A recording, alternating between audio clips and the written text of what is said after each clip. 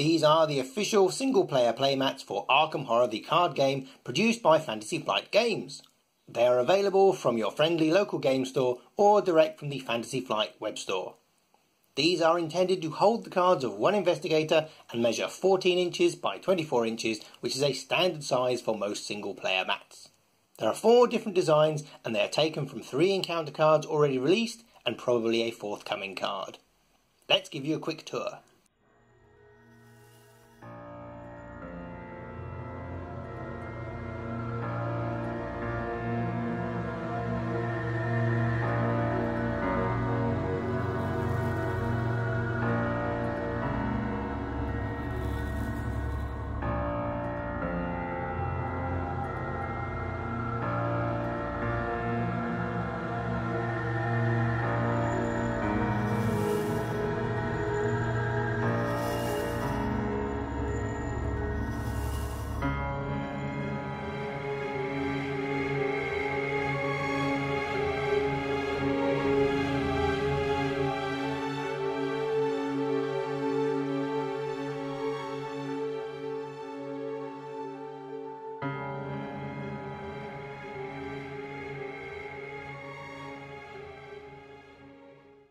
Here is the familiar layout: the threat area, asset area, draw and discard piles, and investigate a card with some space for clues and resources, etc., plus the 2 reference cards.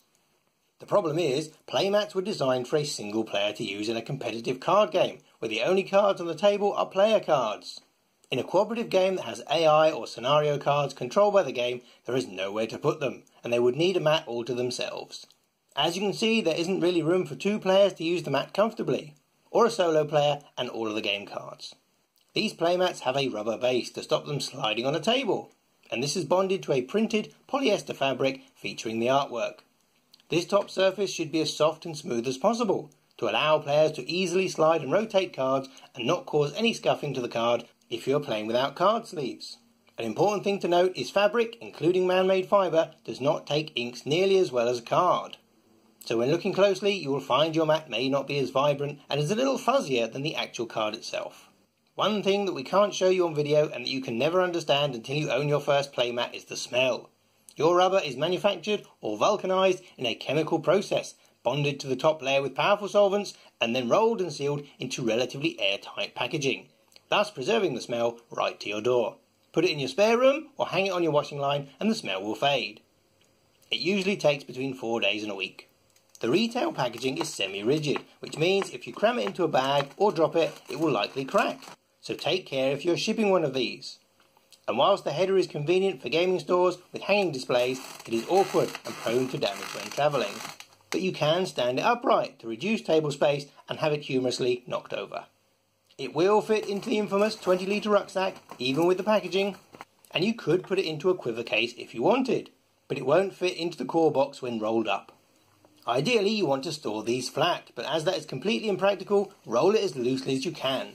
The tighter you roll it, the more stress you put on the bond between the layers, and so the more chance of creases developing in your fabric. Some playmat manufacturers say it is fine to put them in the washing machine, and others say no way. There are no washing instructions with the mat or on the FFG website. So we reached out to Asmodee customer service, and their official response was: we definitely recommend keeping them clean, because not only dirt, but germs will build up too. However, the more you do wash it, the more you will start to see deterioration around the edges of the mat. And do be careful when opening the packaging, because your little insert card is going to go flying. No matter how careful you are, it is going to wander off.